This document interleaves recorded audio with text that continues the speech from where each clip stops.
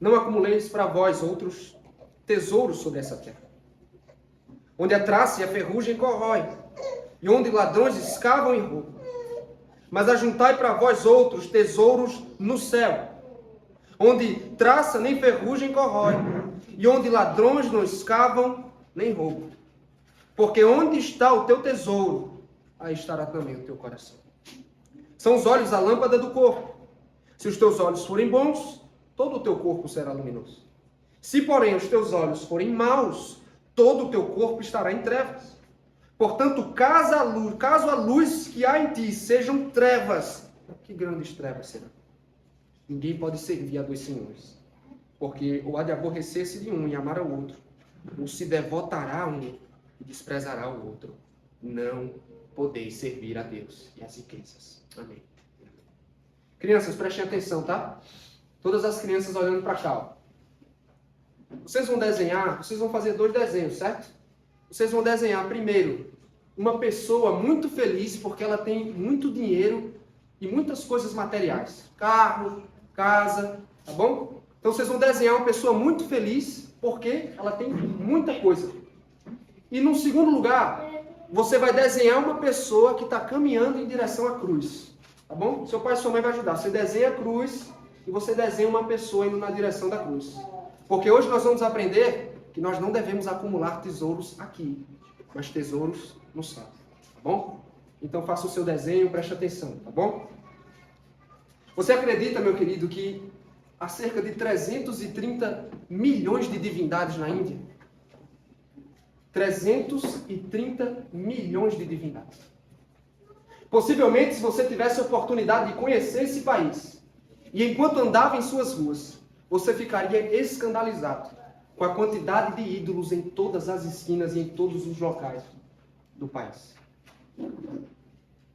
Mas nós somos um pouco inocentes quanto à questão da idolatria, irmãos. Isso porque nós nos sentimos confortáveis em guardar o primeiro mandamento, não terás outros deuses diante de mim, simplesmente porque não nos curvamos diante de objetos. Mas nós precisamos nos lembrar que antes de ser fabricado com as mãos, os ídolos são fabricados no coração. É exatamente isso que Jesus pretende nos ensinar hoje. Que as coisas que mais valorizamos, ou os nossos tesouros, vão determinar qual é a lealdade do nosso coração. Ou a qual Senhor nós servimos. Se você tem acompanhado a série expositiva que temos feito, você se lembra que no capítulo 6, Jesus advertiu seus discípulos contra o perigo da hipocrisia. E agora, já mais ao fim do capítulo 6, ele pretende advertir contra o pecado da idolatria. Ele já deixou muito claro que ele não tem interesse apenas na obediência externa dos seus discípulos, mas também que o coração deles se conforme aos desejos e às motivações do rei. Sabendo disso, irmãos, Jesus volta a insistir na tecla do coração. Só que ainda agora de uma forma mais direta. Porque o coração do homem exerce um grande impacto sobre a forma como ele vive. Porque dependendo do que o homem mais valoriza, isso sim há de governar e influenciar a sua vida. E se o coração do homem estiver nos tesouros ou nos lugares errados, ele está em grande perigo de servir a outro senhor e de cair no pecado da idolatria.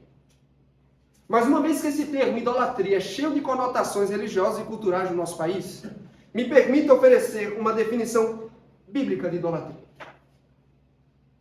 Nossos ídolos são nossos amores distorcidos. Tudo o que amamos e confiamos mais do que a Deus são os pensamentos, os desejos, os anseios, pessoas e coisas que amamos, adoramos e servimos no lugar de Deus. Porque deseja o coração de seus discípulos. Jesus faz essa advertência que os ajudam a diagnosticar o coração e afastá-lo assim do perigo da idolatria. E se eu e você, meus irmãos, queremos nos afastar desse perigo também, nós precisamos dar ouvidos às palavras do Senhor Jesus aqui. Por isso eu convido você na noite de hoje a meditar comigo no seguinte tema: guardando o coração da idolatria. Guardando o coração da idolatria. A pergunta é: como protegemos o nosso coração da idolatria, irmãos? Ou como evitamos os tesouros e senhores errados para o nosso coração? Nessa breve porção onde o Senhor Jesus fala, nós temos duas respostas que precisam ser guardadas com muito zelo no nosso coração e na nossa mente. Primeiro, como protegemos o coração da idolatria? Colocando o coração nos tesouros certos. Colocando o coração nos tesouros certos. Verso 19 a 21. Acompanhe comigo, verso 19. Jesus Cristo disse: não acumuleis para vós outros tesouros sobre a terra, onde a traça e a ferrugem corrói, e onde ladrões escavam e roubam. Sua primeira fala é um imperativo, irmãos. Ou seja, trata-se de uma ordem dada por Jesus. Sendo assim, o que Jesus exige aqui não é de caráter opcional, mas obrigatório aos seus discípulos. Sabendo disso, nós precisamos nos perguntar depois o que Jesus tem em mente com o termo tesouros. De fato, existem muitas diferenças culturais, históricas, religiosas, entre o tempo em que Jesus viveu e o tempo em que nós vivemos. Mas na Palestina do primeiro século e no Brasil do século 21, tesouros significam a mesma coisa. Jesus se refere assim às coisas valiosas desta vida. São os bens, a riqueza e toda sorte de coisas com valor para o homem e pelas quais ele dá a vida para conquistar. Mas para Jesus não é sábio nem rentável viver somente para acumular os tesouros da terra. Por quê, irmãos? Porque esses tesouros se perdem facilmente. Para começar, eles se deterioram. É o que a traça fazia com as vestes mais finas e caras do tempo de Jesus. Além dela, havia também a ferrugem, que corroía metais preciosos. Ou como outros comentaristas sugerem, ferrugem seria lavouras sendo totalmente destruídas pela ação de pragas. Seja como for, Jesus está dizendo, os bens da terra se perdem, se deterioram. Mas quando eles não são corroídos ou destruídos, eles podem ser tomados por ladrões. Na Palestina do primeiro século, o tempo em que Jesus viveu, irmãos, a maior parte das casas era feito de barro cru. Então, quando um ladrão ele perfurava um instrumento cortante contra a parede, ela se esfarelava. Então, para roubar, eles escavavam e tomavam os tesouros mal guardados.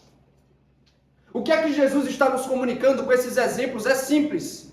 É um absurdo viver somente para acumular os tesouros da terra. Porque eles são vulneráveis, perecíveis e passageiros. O que se deve buscar no lugar deles então, irmãos?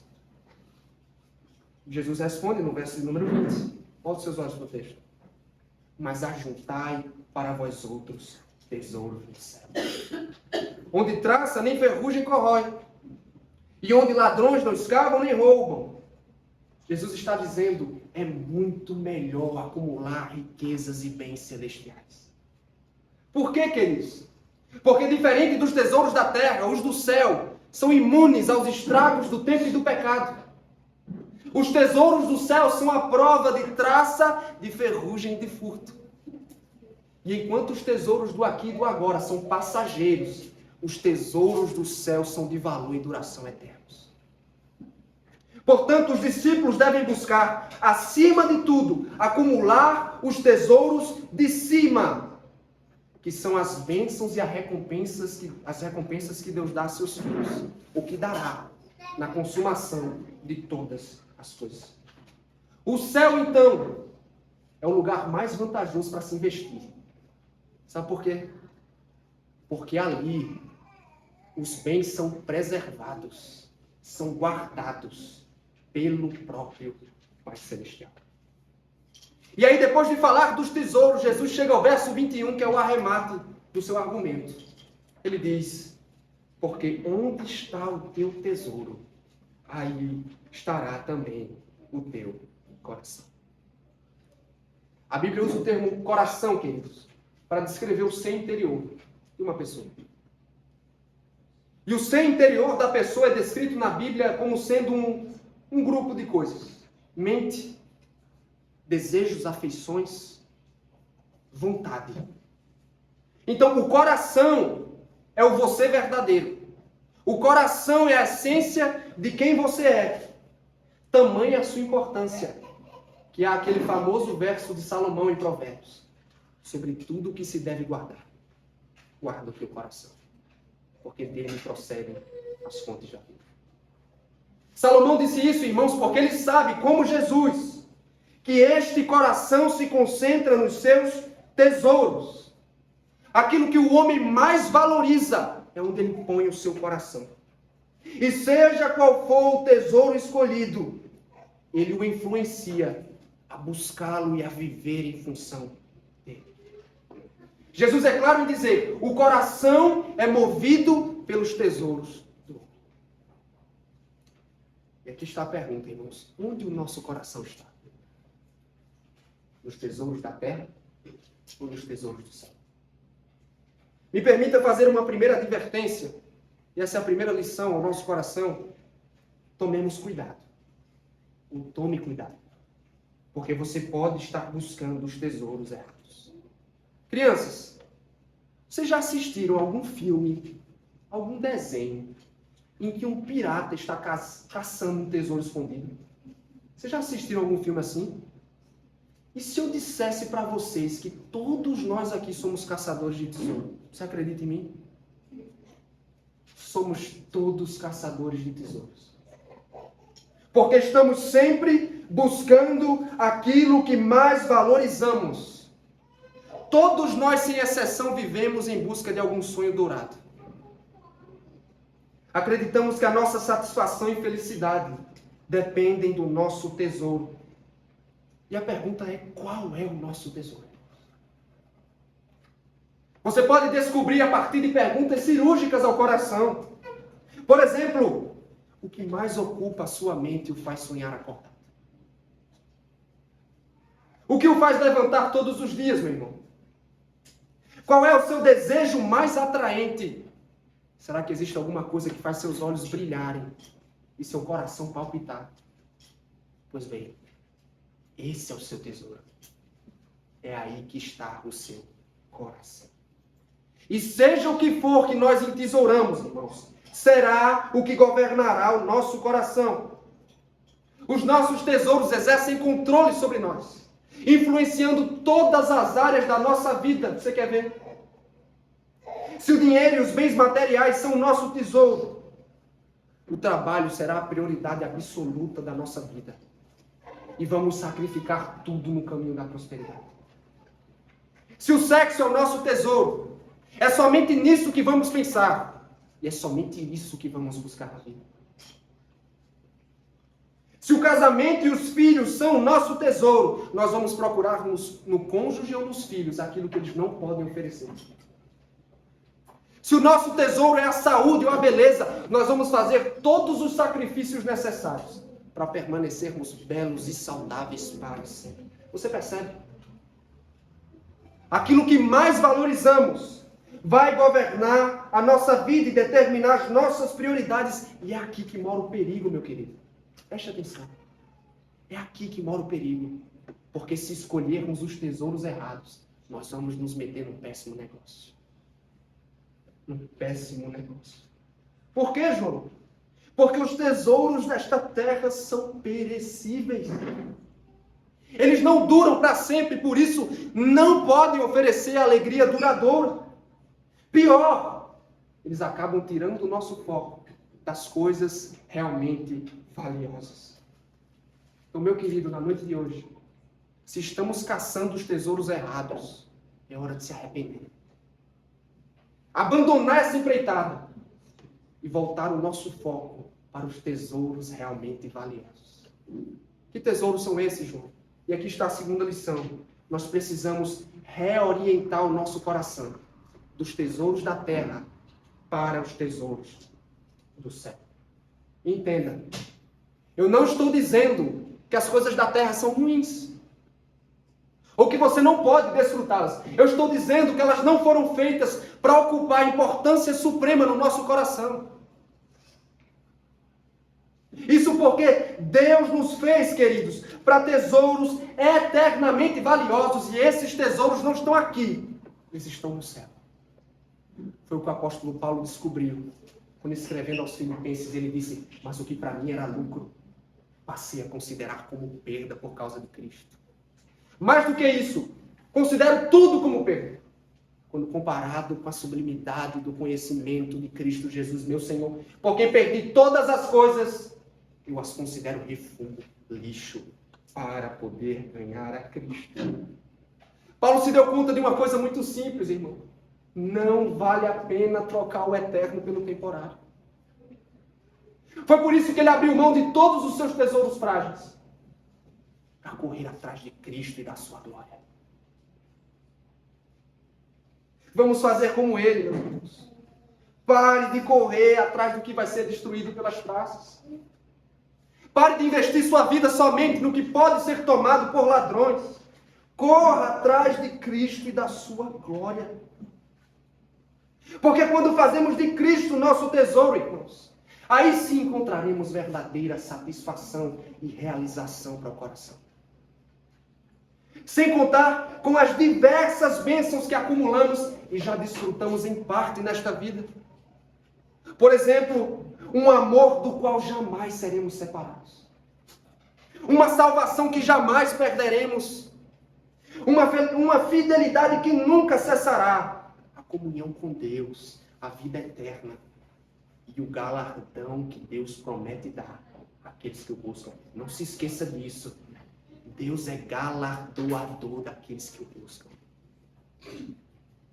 Será que não vale muito mais a pena, irmãos, investirmos a nossa vida, a nossa energia, o nosso tempo na busca por esses tesouros? Ao invés de corrermos e dedicarmos a nossa vida, a nossa breve vida, em função de tesouros que temos hoje, mas que amanhã podemos não ter mais. É o que você deseja, acumular tesouro nos céus. Portanto, viva para a glória de Deus e faça dele seu tesouro mais precioso. Que ele seja, irmãos, tão precioso ao ponto de vivermos para agradá-lo em todas as áreas da vida, seja na família, no trabalho, na igreja local, na evangelização, onde for. Vivamos, não buscando os tesouros da terra, mas buscando os tesouros eternamente valiosos que há em Deus. Amém? Amém. Nós estamos meditando no tema guardando o coração da idolatria. Nós vimos em primeiro lugar que fazemos isso colocando o coração nos tesouros certos, não os da terra, mas os tesouros do céu. Em segundo e último lugar, nós guardamos ou protegemos o coração da idolatria, colocando a lealdade do coração no Senhor certo. Colocando a lealdade do coração no Senhor certo. Depois de explicar que o coração é controlado pelos tesouros do homem, Jesus vai dizer que o tesouro que o homem escolher vai conduzir a lealdade do seu coração a um Senhor específico. Volte seus olhos para o texto. Ele diz nos versos 22 e 23. São os olhos a lâmpada do corpo. Se os teus olhos forem bons, todo o teu corpo será luminoso.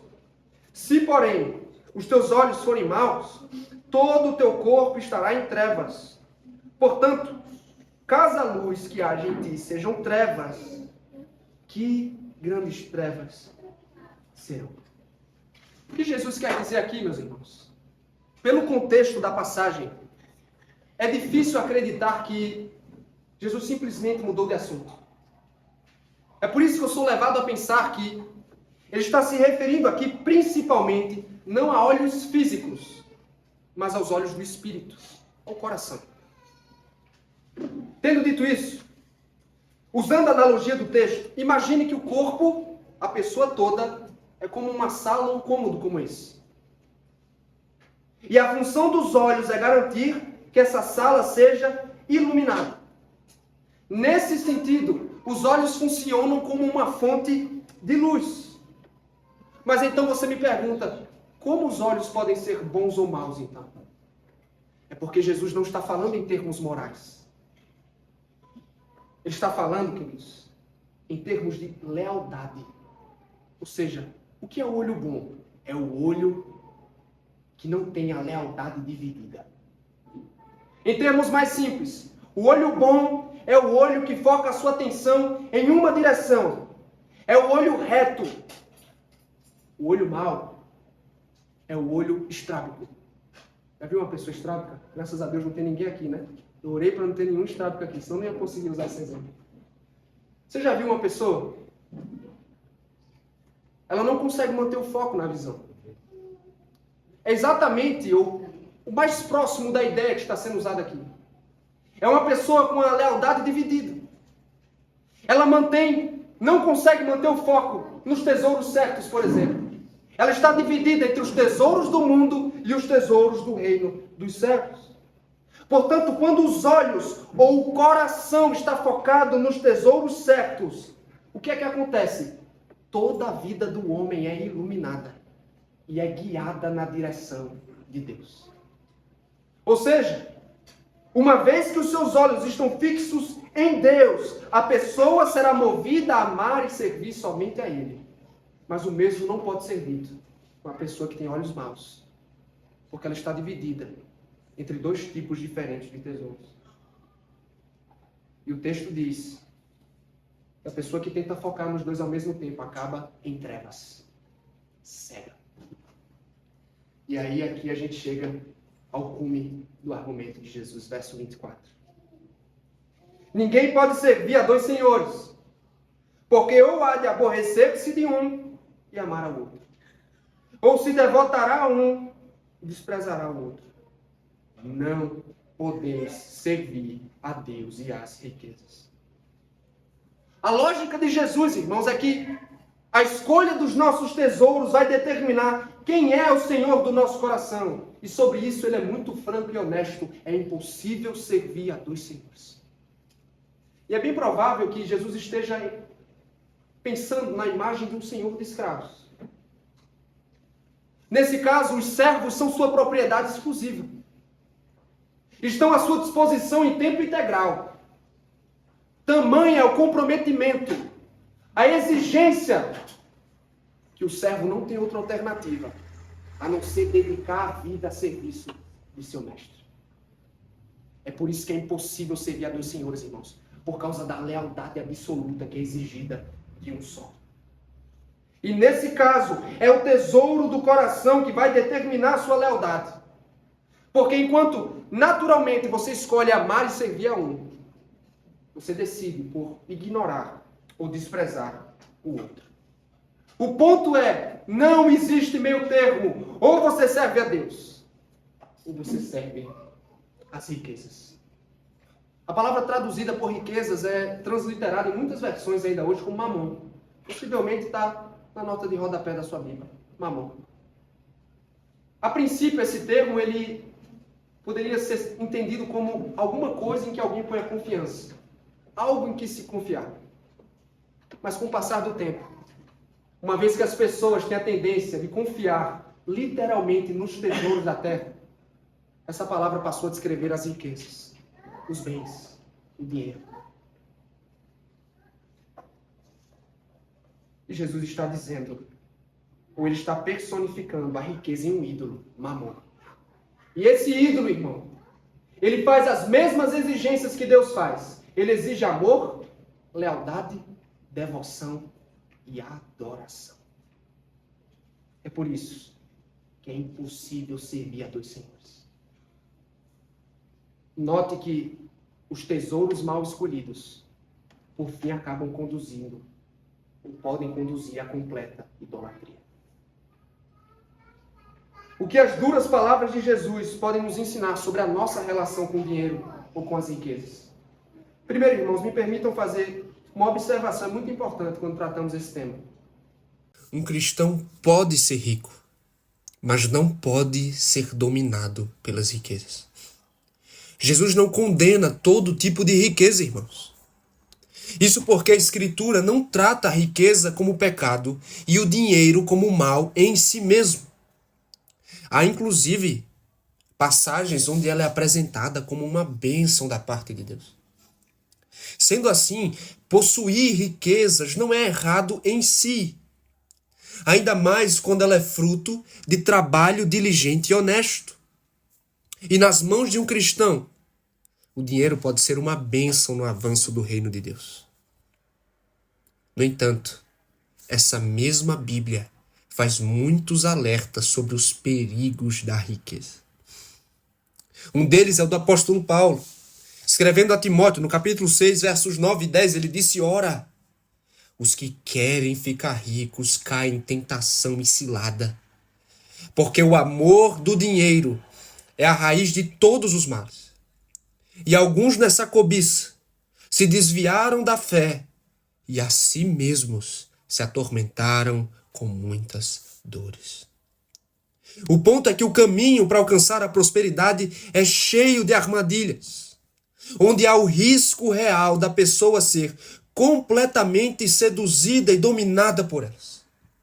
Foi por isso que Jesus diz ser muito difícil um rico entrar no reino dos céus, porque geralmente o dinheiro passa a governar o seu coração. Os exemplos de Acã, Salomão, do jovem rico e de Demas estão nas Escrituras para nos alertar sobre esse perigo real. O dinheiro é uma coisa boa, mas o amor ao dinheiro é muito perigoso. Tendo dito isso, e aqui vai nossa segunda lição, você e eu, cristão, não podemos servir ao dinheiro como um ídolo. João Calvino não podia estar mais certo. O coração do homem é de fato uma fábrica de ídolos. Estamos sempre à procura de algo ou de alguém para servir. E quando o coração passa a ser governado por qualquer outra coisa que não Deus, ele acaba levantando um ídolo para si. É esse o perigo real com o nosso coração, irmãos. Ele pode transformar qualquer coisa boa em um ídolo. É o caso do dinheiro. Não foi por acaso que dentre todos os falsos ídolos, Jesus concentrou sua atenção nesse. Por quê, irmãos? Seria porque este falso rei é o mais enganador e sedutor de todos. Será que é esse o Senhor de cujo poder temos mais dificuldades de escapar? É bem provável que a resposta a essas perguntas seja positiva. E assim o Senhor Jesus joga uma bomba no nosso colo. É bem capaz de que muitos de nós nos curvamos aos pés desse rei mais do que pensamos. Com a boca podemos louvar a Deus, mas com a prática diária adoramos o dinheiro. No culto de domingo cultuamos ao Rei dos Reis, mas de segunda a sábado estamos vivendo para servir um outro rei. Como podemos descobrir, então, se servimos ao dinheiro? A nossa compulsão e dívidas no cartão de crédito, por vezes, indica que temos buscado no dinheiro o conforto e a realização que só Deus pode dar. Se as nossas dívidas e obrigações financeiras costumam tirar o nosso sono e a nossa paz com muita frequência, pode ser um sinal que dependemos mais da provisão de Mamon do que a do Pai Celestial. Pais que delegam completamente a criação de seus filhos por conta da carreira e do trabalho, para manter um estilo de vida luxuoso, porém desnecessário, estão sacrificando seus filhos no altar de Mamon. Eu incluo aqui também as pessoas que pensam em filhos em termos de dinheiro. Elas dizem, é muito caro ter filhos. Pode ter certeza, quando chegamos ao ponto de enxergar filhos que são bênçãos de Deus, só em termos de gastos e dívidas, nós estamos servindo a Mamon.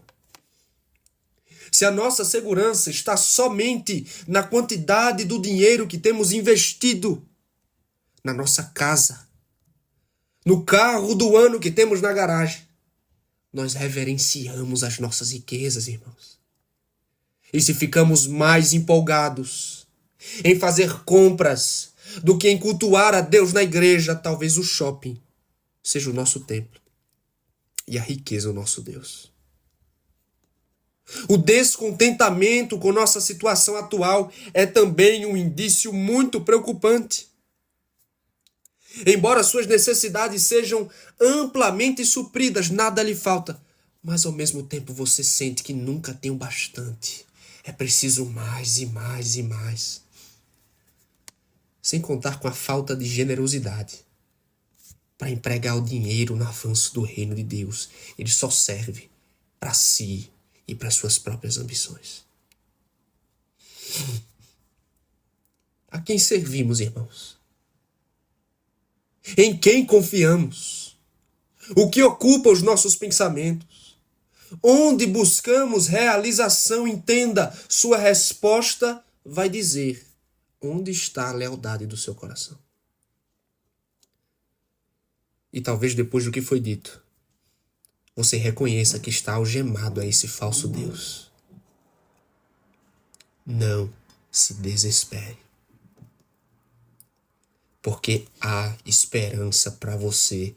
Cristo pode nos libertar da tirania de Mamon. A grande verdade é que Mamon é um grande mentiroso. Ele promete nos entregar muito. Alegria, sentido, segurança. Mas no fim ele nos escraviza completamente e nos afasta do verdadeiro Deus. Mas em Cristo nós encontramos um Senhor digno de ser servido. Na cruz do Calvário, ele morreu para nos libertar do pecado e da tirania de todos os outros falsos deuses. Éramos pobres por causa do nosso pecado, mas Cristo nos fez ricos em Deus. De modo que não precisamos mais servir e confiar em Mamon, porque tudo o que mais precisamos nos é dado por Ele. E esta é a nossa segunda lição. Sabendo disso, vamos colocar a lealdade do nosso coração no Senhor certo, Deus. Vamos colocar a lealdade do nosso coração no Senhor certo, Deus. Enquanto Mamon não cumpre com suas promessas, o Senhor pode suprir as nossas grandes necessidades: identidade, sentido, realização, alegria, segurança e paz de espírito. Não precisamos, irmãos, depender do dinheiro como um Deus, porque o nosso Deus cuida de nós. Nossas necessidades são ricamente supridas nele, tanto espirituais como materiais. Muito menos precisamos de tudo que o dinheiro pode oferecer. O que realmente precisamos é aprender com Paulo, o que ele também escreveu a Timóteo na sua primeira carta. De fato, a grande fonte de lucro é a piedade com contentamento. Porque nada temos trazido para o mundo, nem coisa alguma podemos levar dele. Tendo sustento e com que nos vestir, estejamos contentes. É sobre isso que Jesus irá falar na sequência também do Sermão do Monte. A piedade com contentamento vai nos proteger de servirmos a Mamon, porque seremos satisfeitos com o que já temos de Deus. Mas também ela vai nos ensinar a tirar proveito do dinheiro de forma certa. Você pode, meu querido, desfrutar do que o dinheiro pode comprar. Boa comida, boa bebida, roupas, bens, carros, viagens, celular, seja o que for, mas sem se deixar dominar por isso. E mais, com a lealdade do nosso coração no Senhor certo, nós vamos fazer do nosso dinheiro um instrumento poderoso no avanço do reino de Deus. Para isso você precisa cortar laços de lealdade com o rei dinheiro, para servir somente ao verdadeiro rei. Você acredita que há 330 milhões de divindades na Índia? Possivelmente ficaríamos escandalizados enquanto se percorrêssemos as ruas da cidade da Índia e nos depararmos com um ídolo estampado em cada esquina. Mas nós somos muito inocentes com relação à obediência ao primeiro mandamento: não terás outros deuses diante de mim. Porque nos esquecemos do fato importante: antes dos ídolos serem fabricados com as mãos, eles são fabricados no nosso coração. Até mesmo as coisas que mais valorizamos podem se tornar ídolos e senhores em nosso coração. Se você chegou aqui escravo do Deus dinheiro ou de qualquer outro, saiba que você pode achar libertação no Evangelho. Cristo é o verdadeiro Rei, que pode libertá-lo da tirania de Mamon e de qualquer outro. E ele o convoca a submeter-se a ele e fazer dele seu tesouro e seu Senhor. Amém?